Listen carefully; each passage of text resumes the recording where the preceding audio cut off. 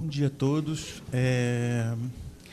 Eu queria começar a minha fala agradecendo muito o convite, e é uma honra poder estar aqui falar um pouquinho para vocês sobre a síndrome de Rett. Na verdade, algumas comorbidades da síndrome de Rett, né? Eu estava brincando com a Bruna, eu falei assim, Bruna, essa plateia aqui sabe mais síndrome de Rett que todo mundo aqui junto, né? Muitos falaram especial. Eu acho que eu não conheço filho que não seja especial, para qualquer pai ou para qualquer mãe. Então todos são. Então eu costumo dizer o seguinte: o caminho é diferente, mas é um caminho como qualquer outro. A diferença entre o caminho de quem segue de uma criança que não é típica, né, que não está naquele padrão normal, é só um caminho diferente que a gente não conhece. Isso dá medo, dá um pouco de receio, mas depois agarra e luta e se organiza e vai em frente. É isso aí, isso é muito bonito. Muito bonito ver vocês fazerem isso. E contem comigo sempre, pode chamar, eu estou sempre aqui.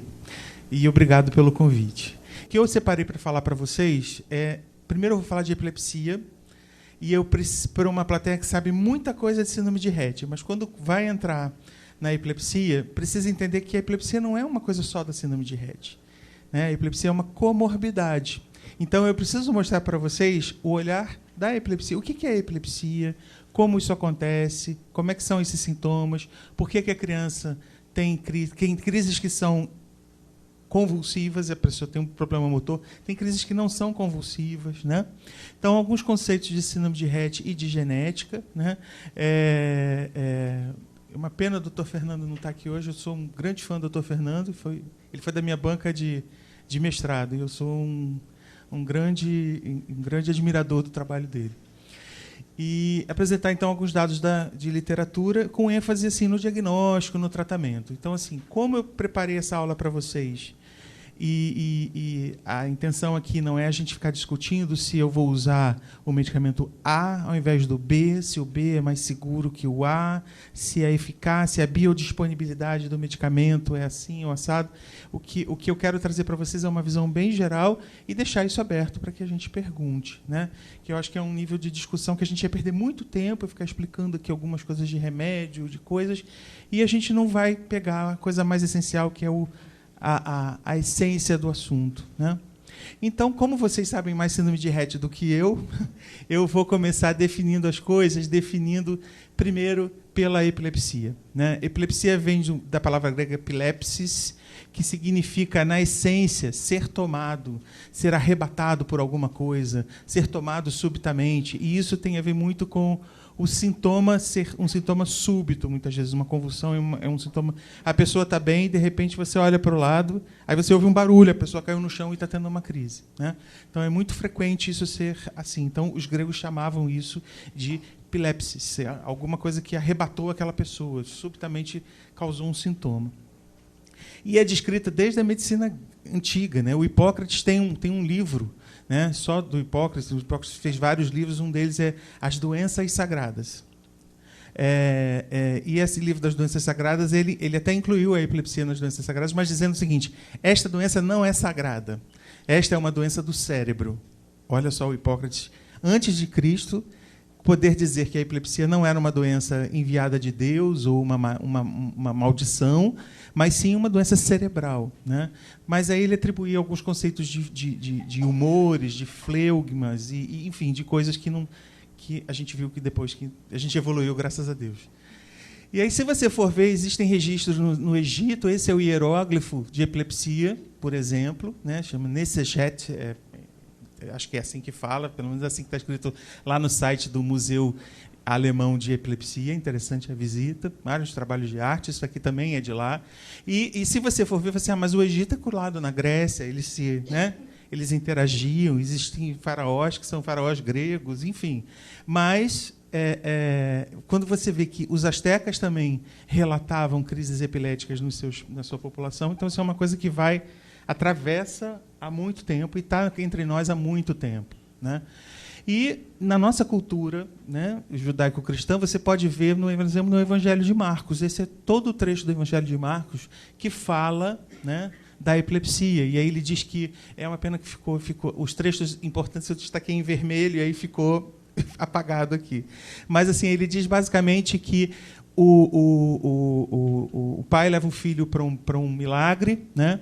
E esse filho cai no chão, tem uma doença que afeta ele desde a infância, desde criança, que joga ele no chão e ele fica espumando, se revolvendo e etc, etc. E aí então isso é dito que é um demônio, e esse demônio só sai através da oração e do jejum. Ou seja, Jesus foi o primeiro prescritor de dieta cetogênica da história, é verdade. E a dieta cetogênica, o jejum induz a cetose, e a cetose induz a melhora do anticonvulsivante, né? Então, assim, isso acompanha a gente há muito tempo. Então, olha só, 1494, 2 monges beneditinos incluíram a epilepsia nesse livro aqui, ó, Maleficarum Maleficum, que é o Guia das Bruxas, acho, alguma coisa assim, que era a base teórica da Inquisição. Então, pessoas com epilepsias eram ditas como pessoas amaldiçoadas, e isso acaba gerando, ao longo de tantos milênios de história e de doença demoníaca, maldição dos deuses, lá no faraó, nesse Seshet significa maldição dos deuses. Isso trouxe, então, estigma, preconceito e muitos mitos, muitas doenças, muitas notícias falsas sobre epilepsia, né? Que a gente tem só 50, 60 anos que está desmistificando, né? Se você olhar que o eletroencefalograma foi desenvolvido há 100 anos, a gente tem muito, comparado com os 3.000 de história escrita, a gente ainda tem muita coisa pela frente, né? E é isso que a gente vai tentar desmistificar um pouquinho aqui. Novamente, assim, a epilepsia é uma doença que se manifesta através de crises, né? E uma crise epilética nada mais é do que um sintoma que decorre da geração de impulso elétrico anormal pelo cérebro. E aí, quando eu falo isso, né, eu gosto de fazer um exercício lá no ambulatório, que assim, o aluno, o residente, conversa com a família, conta a história, aí no final eu digo assim, o que ele falou para você? Aí a mãe diz, ele disse totalmente o contrário, né? E uma das vezes o aluno ensinou o que era epilepsia para a mãe, e aí deu um monte de informação, assim, nota 10 na prova prática para o aluno. Ele sabe tudo de epilepsia, mas na hora de comunicar com a mãe, aí ele falou tudo aquilo. O que ele falou? Ele falou que tem um curto-circuito nos fios do cérebro do meu filho. Ou seja, está tudo truncada aquela informação. O cérebro gera impulso elétrico não do nada, mas através de um gradiente que é químico, ok? Não é do nada que a gente gera eletricidade. Isso não cai do céu, né? Existe uma diferença de polaridade, porque essas moléculas, o sódio é carregado positivamente, o cloro é carregado negativamente, né? Então você tem uma diferença de potencial entre o lado de dentro e o lado de fora da célula.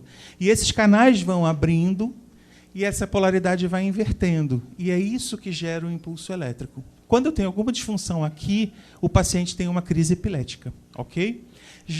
Então, ele pode ter uma crise epilética e não ser epilético. Pode, né? Porque a epilepsia é quando você tem a recorrência dessas crises. Ou seja, as crises epiléticas, esses sintomas, acontecem, né, sem que nada o provoque. Simplesmente, a eletricidade é gerada de forma normal.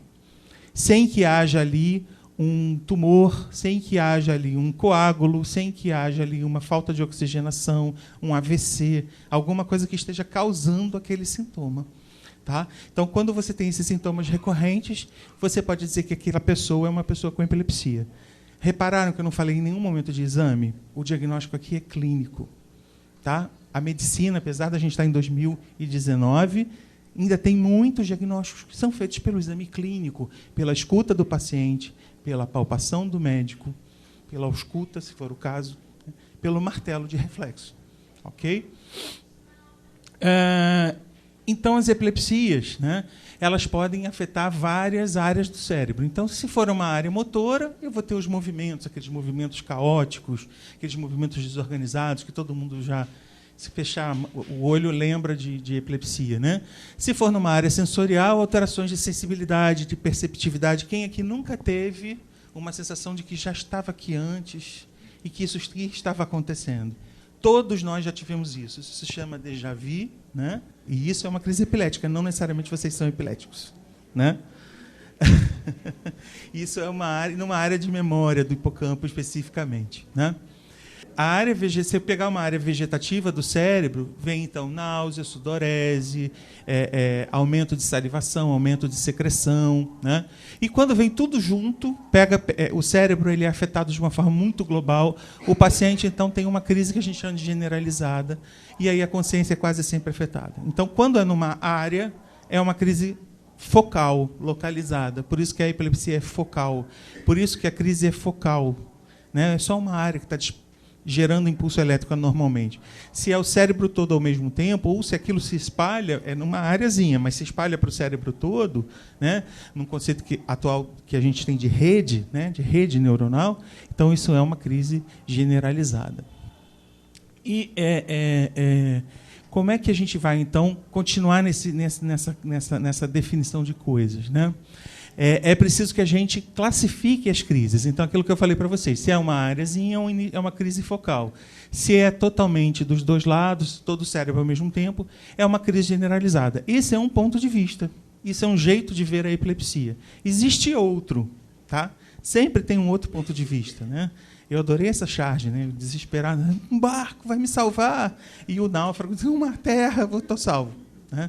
Tudo tem um ponto de vista diferente, né? E esse outro ponto de vista é que a Liga Internacional, que foi o autor que a Bruna citou na dieta cetogênica, que é a reunião de todos os especialistas de epilepsia do mundo, e a gente tem alguns brasileiros lá, graças a Deus, eles definiram que as crises são classificadas dessa forma, mas as epilepsias elas podem ser classificadas pelos tipos de crise, e aí a gente diz que é uma epilepsia não sindrômica. Eu digo assim, esse paciente sofre de uma epilepsia parcial, ou uma epilepsia focal complexa, focal simples, focal com consciência preservada, né? Ou, às vezes, a crise não aparece, e o que a gente tem é uma síndrome epilética. A gente tem um eletro muito característico, e não necessariamente aquilo ali tem crises. Então, você tem, por exemplo, síndromes que só aparecem no eletro, e que a família vai dizer, mas ela não tem crise, mas durante a noite, por exemplo, ela tem crises direto em áreas de linguagem, e aí isso pode interferir no ganho no desenvolvimento dela. Então, esse é um ponto de vista. O outro ponto de vista é você classificar de acordo com a origem. E aí, a nossa epilepsia, que a gente vai discutir hoje, que é a epilepsia da síndrome de Rett, ela vem através daqui. Então, é uma epilepsia que a gente chama de uma epilepsia genética. Ok? E o que é, então, síndrome de Rett? Agora, então, que a gente já definiu um pouco a epilepsia, e vocês, espero, já tenham tido uma compreensão do o que é esse neurônio gerando eletricidade anormal, o quanto isso está cercado de estigma, tentar entender que a maioria das epilepsias, das pessoas com epilepsia, são pessoas que não têm nenhum prejuízo cognitivo. Só mais ou menos 20% das epilepsias, das pessoas com epilepsia, tem 20% a 30% tem epilepsia de difícil controle, ou seja, epilepsia que vai precisar do segundo ou do terceiro medicamento. A maioria responde com um remédio só.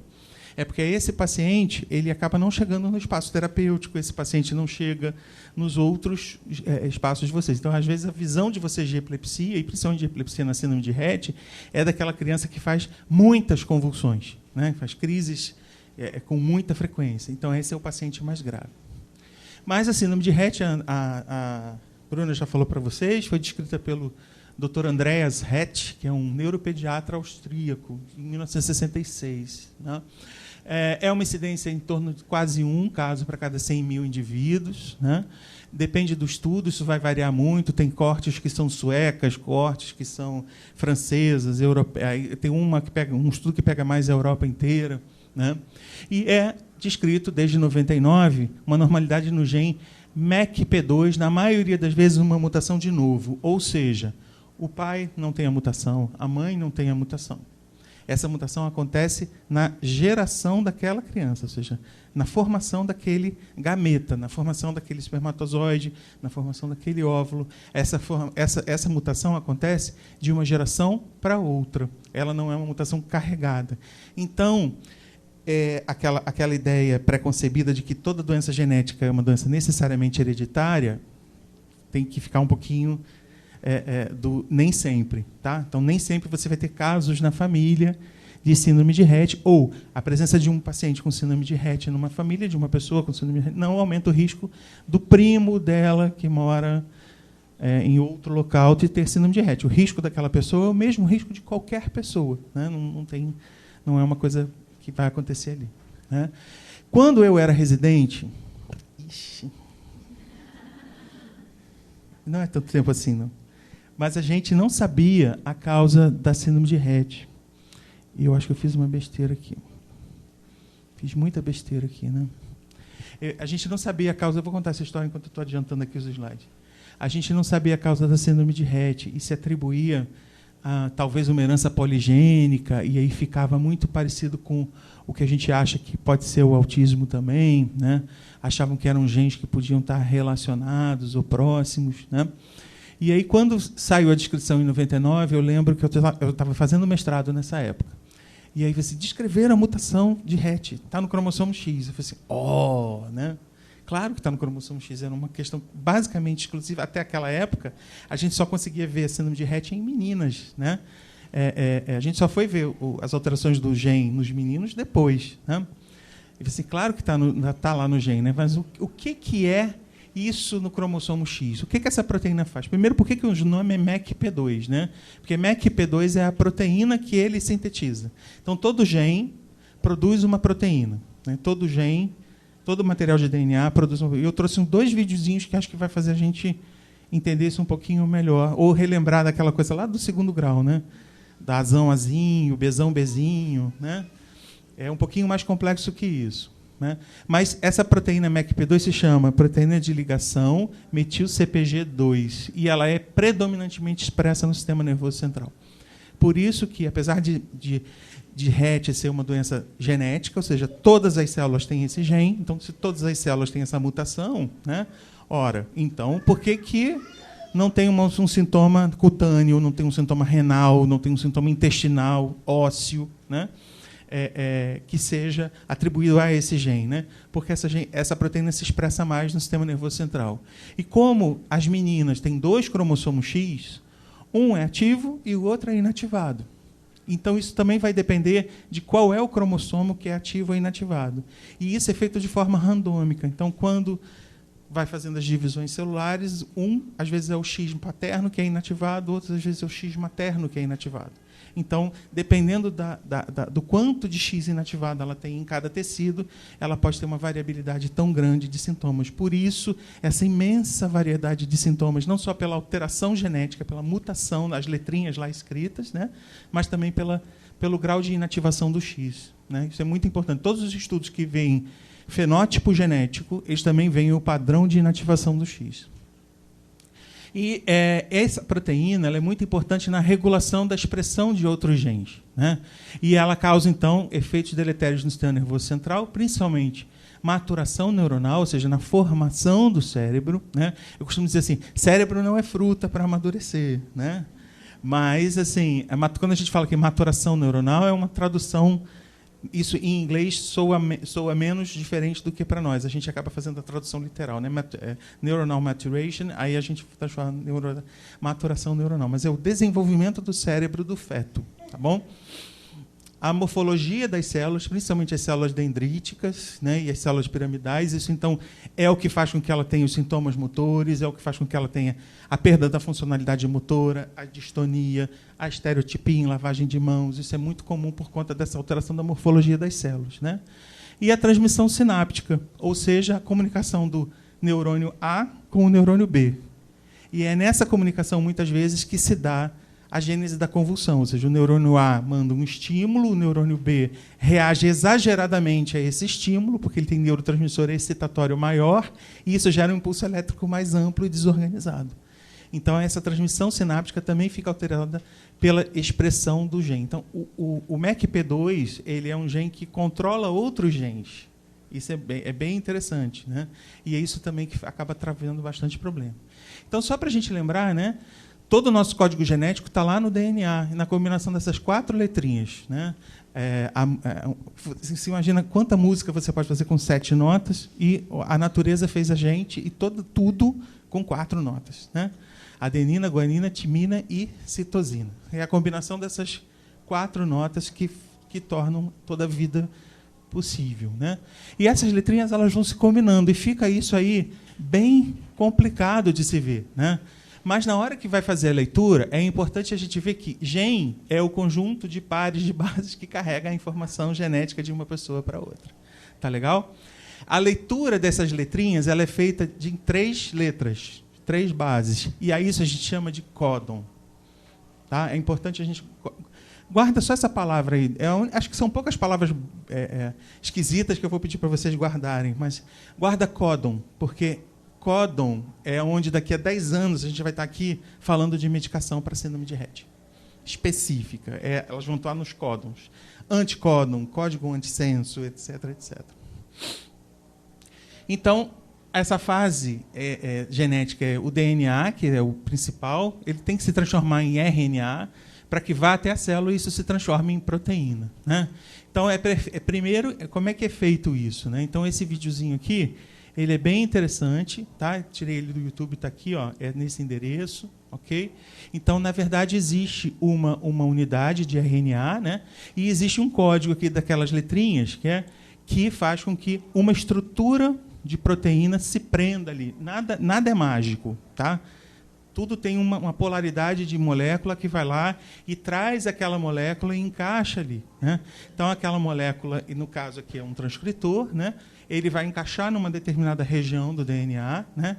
E essa região, então, fica polarizada. E aí ele vai formar um complexo de proteínas, um monte de proteína que junta uma na outra. Para cada coisinha dessa, tem pelo menos 3, 4 genes responsáveis. Só para vocês terem uma ideia da complexidade do negócio, né? Então, vai se formando esse complexo, né? Aí esse complexo está lá, está bonito, está funcionante, mas é preciso que haja energia, é preciso que haja força para que isso aqui comece a funcionar, né? E aí, então, a gente tem a energia das nossas baterias guardadas em 3 moléculas que a gente aprendeu lá no 2º grau, né? O ATP, que transforma em ADP. Então, essa energia, uma vez formado o complexo de proteína, essa energia que são essas chavinhas aqui, que ele está representando aqui, né? Elas vão lá e ligam essa estrutura, né? E essa estrutura, então, começa a abrir o DNA e sintetizar uma cópia dele, como se fizesse uma cópia xerox. Né? Então, essa é a cópia do RNA. É isso aqui que vai ter que se transformar em proteína. Ok? E aí, quando chega no final, ele se dispersa e aquilo tudo vai embora, para se ligar de novo em outro lugar para fazer aquilo tudo outra vez. Bonito de se ver, né? E aí, mais fácil de entender quando é uma animação assim, né? E aí, quando a gente tem essa estrutura, a gente tem estruturas que, né, lembra, né? É o conjunto de... Então, tem pares de base que são aqui, tem pares de base que são aqui, tem pares de base que são aqui, e tem um monte de letrinha aqui no meio que a gente não sabe ainda muito para que serve, né? Mas, muitas vezes, elas são o que a gente chama de introns, né? E o que interessa para a proteína são os exons. E isso é que vai funcionar para sintetizar a proteína. Então, depois que é feito essa leitura, só os exons vão para o RNA. E é o exon que vai fazer, então, a leitura dessa proteína, né? Transformar aquela alteração genética no MECP2. Né? E ele faz exatamente assim, ó, através dessa bolinha aqui, da metilação, e é essa bolinha aqui que o MECP2 atua, né? No controle da síntese dessa proteína. Essa bolinha aqui ajuda a gente na metilação daquele RNA e fazer com que a gente comece a sintetizar a proteína. Então, quando esse RNA vai lá para a célula, para o ribossomo, através da leitura dessas 3 letrinhas, ele vai colando na letra alternativa. É sempre como se fosse uma leitura em espelho. Tá? Aí ele faz a leitura em espelho e isso vai juntando um aminoácido. Então, à medida que esse sistema vai formando, o ribossomo se fecha, né? E aí aquela estrutura se fecha dentro da célula, como se fosse uma cápsula de leitura, e essa cápsula de leitura, então, vai passando de 3 em 3 aqui, e ele vai, então, colocando mais uma bolinha colorida ali, ou seja, mais um aminoácido. Tá? Ó, mais um aminoácido. Aí depois um outro aminoácido, e depois um outro aminoácido, um outro aminoácido, um outro. E aí ele forma uma proteína, até que ele encontra um códon que a gente chama um códon de parada. Ó, outra coisa para guardar, códon de parada. Porque tem mutações que tem códon de parada prematuro. E aí a proteína sai ausente. E existem alterações em que essa leitura fica truncada e a proteína sai torta. É a mutação missense e nonsense, que vocês devem ter visto muito em literatura de vocês, e fica assim, que história é essa de missense e nonsense? Né? E ele vai sintetizando aquela proteína, formando a proteína até que acha o códon de parada, então ele se parte. Ok? Então, é bem interessante, porque o MECP2, ele tanto faz, então, atua na morfologia dessas células dendríticas, e ele está muito relacionado com as anormalidades motoras, como também na epilepsia, é também a anormalidade sináptica, que se acredita responsável pelos transtornos de sono, se acredita, porque isso aí muda. A gente, no mês seguinte, descobre que era ignorante no mês anterior, e é assim que o conhecimento avança, né? E, por fim, a maturação neuronal no período neurológico, tá bom? Então, essa proteína regula a síntese de outras proteínas, porque ela põe aquela bolinha ali, aquela metilação. Ela interfere naquela metilação. Por isso é que atrapalha tudo ali dela. Isso, detalhe, né? Só faltou dizer uma coisa. Isso é o que a gente acha que seja. Isso não está 100% confirmado. Isso é o que a gente acredita hoje, tá bom? Isso é o que se acredita hoje em termos de fisiopatológicos da síndrome de Rett. Então, existe a forma típica, né, em que a Bruna foi muito, muito feliz, ela já me poupou um grande trabalho aqui, né? Existe a forma típica, em que você tem aquela história toda do desenvolvimento normal numa fase inicial da vida da criança, quando subitamente, às vezes o que vai trazer ela para a consulta é a interrupção da linguagem, assim, a família diz assim, ela falava e parou de falar, né? Ou ela chegou a falar 3 palavras e parou de falar.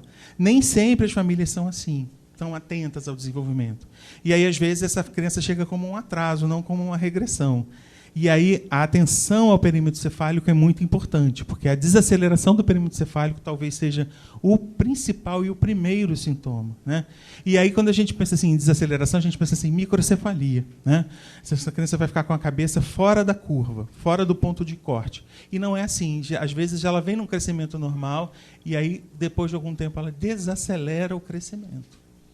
Tá? Aqui, se eu olhasse só esse dado aqui, sem ter esses anteriores, eu ia dizer assim, esse perímetro cefálico é normal. Não tem alteração nesse perímetro cefálico. Mas eu preciso olhar essa evolução aqui, para poder dizer. Então, pedir para a mãe levar o cartão da criança na consulta é fundamental. Por favor, peçam para ela trazer. Isso aqui fica no cartão da criança, do pediatra que anota. Tá bom? Além dessa regressão do desenvolvimento da linguagem, há uma regressão que se assemelha muito com o autismo, por isso que se confundiu muito Rett com autismo, como uma forma de autismo de meninas, né? Há estereotipias de mão, mas é basicamente a perda da função motora da mão, né? Com algumas estereotipias. Tem a estereotipia mais clássica, que é a de lavagem das mãos, né? E outros sintomas, como a epilepsia, distúrbios respiratórios, a hiperventilação é muito comum e muito difícil de tratar quando presente, às vezes é bem angustiante de ver, né?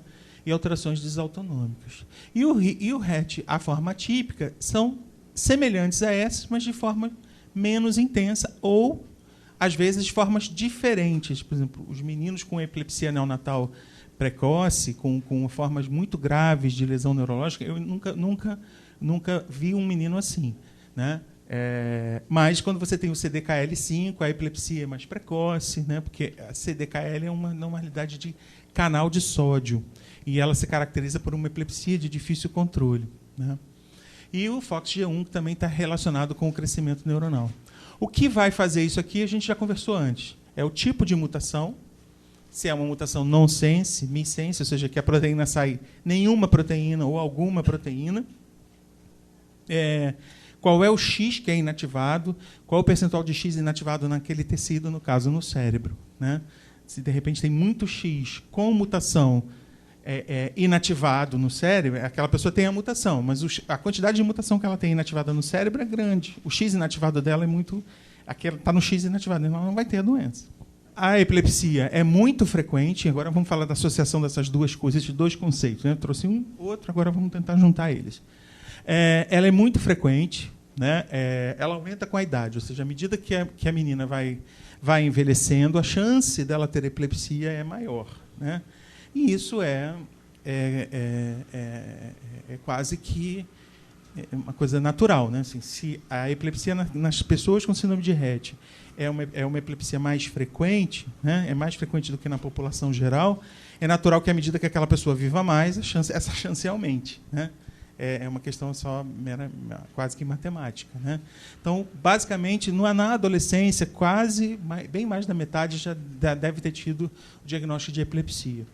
Essa epilepsia, ela não necessariamente é de difícil controle. Ela pode ou não ser de difícil controle. Ela pode ser generalizada, ela pode ser focal, pode ser uma síndrome epilética, pode não ser síndrome epilética. Isso é extremamente variável. Varia de pessoa para pessoa, né? E aí, eu não sei te dizer por que, às vezes, a mesma mutação causa uma epilepsia de difícil controle num paciente e a mesma mutação não causa essa epilepsia de difícil controle no outro paciente. Uma epilepsia mais fácil de tratar. Mas o mais importante é que ela está relacionada com a gravidade, ou seja, pacientes que têm os sintomas muito intensos, mais intensos, eles têm mais chance de ter uma epilepsia de mais difícil controle. Isso é uma chance estatística, isso não é uma sentença, tá bom? Isso não é sentença, não é frase, não. Sentença é uma você será, aquela história de foi desenganado. Não é nada disso, tá bom? E outra coisa muito importante que eu queria que seja a mensagem para casa, assim, ter epilepsia não significa que você perdeu ou que a criança perdeu a batalha para a síndrome de Rett, né? É só uma das curvas desse caminho que é diferente, que a gente sabe que tem mais chance de acontecer. Pode acontecer ou não, isso pode nunca acontecer na vida daquela criança. Então, se botar uma espada na cabeça, vai viver uma ansiedade por uma coisa que pode até nunca acontecer, né? E se acontecer, vai ser tratada. Tratada como? Da mesma forma que a gente trata as outras crianças com epilepsia, né? Então, o diagnóstico ele é semelhante às demais epilepsias, às demais pessoas com epilepsia, né? O diagnóstico ele é basicamente clínico, a ocorrência da crise, o tipo de crise. O eletro ajuda na suspeita de uma síndrome eletrográfica. Aí o eletro é importante. Mas o que a gente tem que se basear aqui é a ocorrência clínica, o sintoma clínico. Isso é o mais importante, né? O tratamento é semelhante ao de outras pessoas com epilepsia, né? Óbvio que existem crianças que vão responder mais, vão responder menos, e essa taxa de resposta ela é individual, tá bom?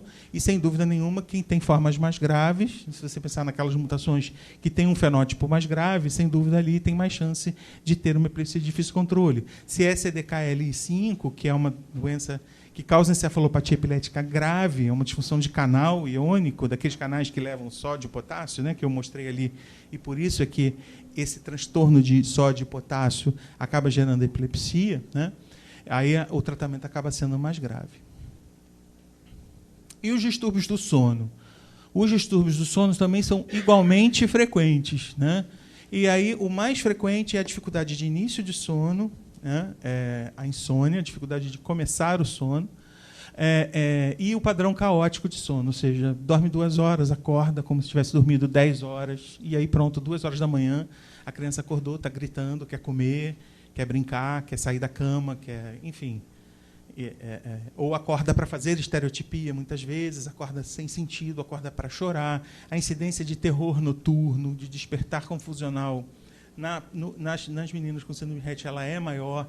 Então, o sono é muito problemático às vezes. Talvez seja, na minha prática, o que causa mais desconforto para o paciente, para a menina, e mais desconforto para a sua família, para o cuidador dela, né? E o diagnóstico também aqui é clínico. Qual é o padrão de sono, qual é o problema que está acontecendo. Mas a polissonografia ela é um exame que pode nos ajudar bastante na identificação de outras causas, porque nada impede essa criança de ter síndrome de Rett e ter hipertrofia de adenoide e fazer síndrome da apneia obstrutiva do sono, né? Nada impede essa criança, SAUS é síndrome da apneia obstrutiva do sono, perdão. Médico adora uma sigla, né? Impressionante. Os médicos americanos mais que a gente, acreditem.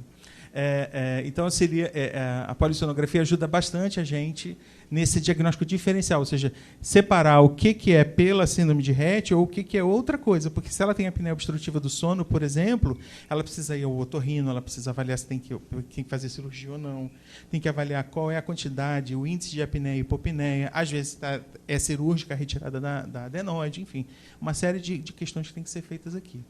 Mas a estrutura do sono muitas vezes é alterada. O que eu quero dizer com estrutura do sono? A quantidade de sono REM, não REM, isso acaba sendo um pouco alterado. E isso, sem dúvida, está ligado com a qualidade e a eficiência do sono. O tratamento dos distúrbios do sono, tá? Existem os tratamentos farmacológicos, existem remédios. E quando a família chega até a gente, acho que ela vem muito... É engraçado, né? Tem as famílias que chegam doidas para receber uma medicação e tem as famílias que chegam apavoradas, não querem nem pensar em receber uma medicação, né? Assim, tem os dois perfis, né? Enfim, e nem tanto ao mar, nem tanto à terra. O remédio, dependendo da medicação, ele às vezes é necessário e vai trazer conforto para a criança. Então a gente tem que pensar nisso também, né? Mas, de qualquer forma, o que a literatura diz para a gente, e a minha prática também diz a mesma coisa, é o seguinte: os tratamentos não farmacológicos são muito mais eficazes que qualquer remédio para tratar distúrbio do sono na síndrome de Rett, na criança, na paciente com síndrome de Rett, na pessoa com síndrome de Rett. E que tratamentos não farmacológicos são esses? É o que a gente chama de higiene do sono. Não gosto muito dessa palavra, não, mas tudo bem. A manutenção de um sono adequado, um sono eficaz, uma rotina de sono, né? Então, dormir sempre na mesma hora, estabelecer que a casa fique mais calma a partir de um determinado horário, né? Isso às vezes é complicado, porque às vezes a menina tem um irmãozinho, o irmãozinho que está querendo ver televisão, às vezes tem um adolescente que está querendo ouvir música, às vezes o quarto é compartilhado, né?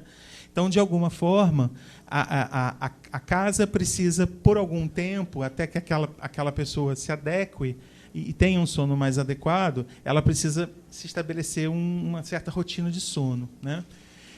Então, dormir no mesmo horário, reduzir a luz do ambiente, não deixar a criança na cama sem que ela vá dormir, sem que ela esteja dormindo, né? Isso é uma coisa importante também, né?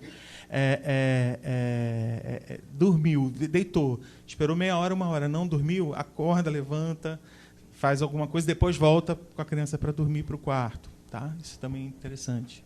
Evitar o sono diurno, né? Lembrar que a partir de 2 anos e meio não há necessidade de sono diurno, né? Aquele sono dos bebezinhos. Se nós fôssemos de cultura espanhola, nós teríamos nosso sono diurno, porque isso é um estabelecimento cultural. E se aqui a família é de origem espanhola e tem o hábito da sesta, isso há que ser respeitado, é o hábito da sesta, é daquela família. Então, esse sono diurno aqui, de repente, tem que ser ponderado, né?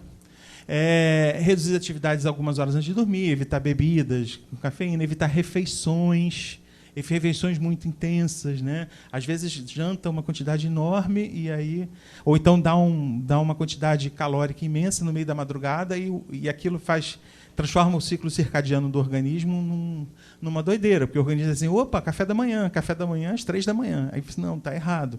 Você vai acordar todo o corticoide daquela criança, você vai acordar todo o organismo dela, dando uma refeição muito, muito, muito pesada às 2, 3 horas da manhã, só para suprir a oralidade dela, né? Cama e quarto apenas para dormir. E os medicamentos, eles auxiliam, mas são pontuais. A opção sempre é pelos indutores do sono não diazepínicos, ou seja, evitar os diazepínicos. Eventualmente, se há um desarranjo muito grande da arquitetura do sono, eventualmente um diazepínico pode ser útil, tá?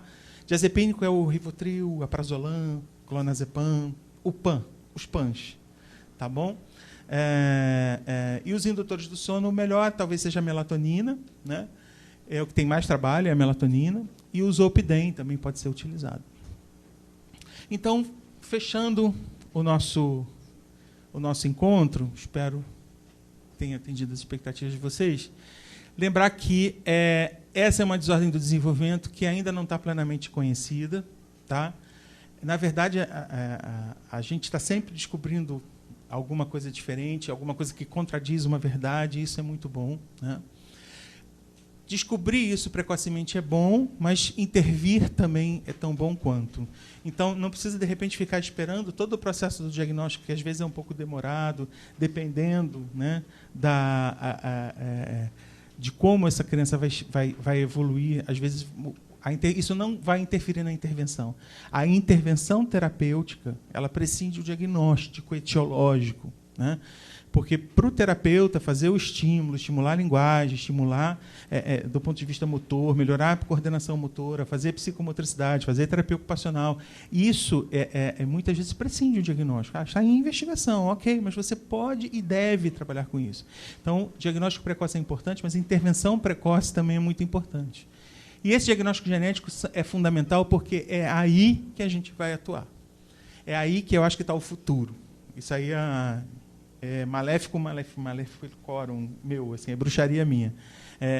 Eu acho que o futuro da gente está ali, tá? Ou seja, atuar na transcrição desse gene, aumentar a transcrição dele, bloquear ele de alguma forma, dar algum substrato para que essa célula produza essa proteína, talvez seja naquela coisa, naquele organofluxograma que a Bruna mostrou, o que está bem aqui embaixo, né? Atuar ali, no gene, né? A gente também precisa compreender isso um pouquinho mais, principalmente a questão da inativação do X, isso não está muito determinado. As epilepsias, elas são comuns, mas não significa que vai ter, né? Quando eu digo que é comum, eu quero dizer o seguinte: se eu pegar uma população de meninas não RET e uma população de meninas com RET e perguntar qual é a frequência de epilepsia aqui e aqui, sem dúvida nenhuma, nas crianças, nas meninas com RET é maior. Mas isso não é um caminho que necessariamente vai acontecer, né? Lembrar que, se acontecer, você não perdeu a batalha para a doença. Tá? Você não perdeu a batalha para o RET. O RET não ganhou. O RET não ganha nunca. Tá bom? Nunca. A gente é que ganha dele, porque eles sempre melhoram. Essas meninas sempre melhoram, né? Aliás, não só o RET, mas não só as crianças com RET, todos aqueles que vocês mostraram ali, todos melhoram. Ripronebulizador aos 7 meses de idade. Ripronebulizador aos 7 meses de idade. Tá bom? Então, assim, são essas melhoras que a gente tem que pontuar, né? Então, sempre é um caminho que a gente tem que pontuar que ela vai melhorando. E o fato de ter a epilepsia não muda o prognóstico. Se ela tem uma forma grave, ela já tinha a forma grave antes da epilepsia. Ela continua com a mesma forma grave. Ela não ficou com a forma mais grave porque teve uma epilepsia. Ou ela não era, tinha uma forma atípica, teve a epilepsia e passou a ser uma forma típica. Isso não acontece. Tá? Então, assim, isso não é uma forma de vocês admitirem e nunca admitir esse derrotismo, tá bom? Então, cuidado. Às vezes, poxa, acabei de descobrir que a minha filha tem RET, e aí agora que eu estou saindo do luto, indo para a luta, agora ela também tem epilepsia. Ou uma síndrome epilética, que é um pouco mais grave. Ou uma forma mais difícil de controle. Mas isso não pode ser nunca encarada como derrota. Tá? A gente não está perdendo. A gente está sempre ganhando. Principalmente quando vocês têm uma atitude como essa, que estão de parabéns. E os transtornos de sono também são frequentes. Tá? O importante no distúrbio do sono é tentar, tudo bem, atribuir ele à alteração genética, ok, mas pensar sempre que pode ter uma outra causa. Tá? E essa outra causa, às vezes, precisa de um tratamento mais específico. E o melhor tratamento é o não medicamentoso. Então, estabelecer rotinas de sono é uma coisa que, mesmo que a criança não tenha sintomas de sono, mas se você pede para aquela família, já orienta isso para a família antes do distúrbio do sono surgir, é melhor. Porque ela vai criar o hábito. Você vai fazer, aspas, higiene do sono antes que o sono fique alterado. Aí é bem mais fácil de fazer. Tá bom? Era isso que eu queria falar. Obrigado. Essa é uma camisa que a Raquel me deu, da caminhada do ano passado, né? Raquel e Luiz me deram da caminhada do ano passado, né? E eu deixo aí o meu e-mail para qualquer dúvida que vocês queiram mandar depois, tá bom? Obrigado.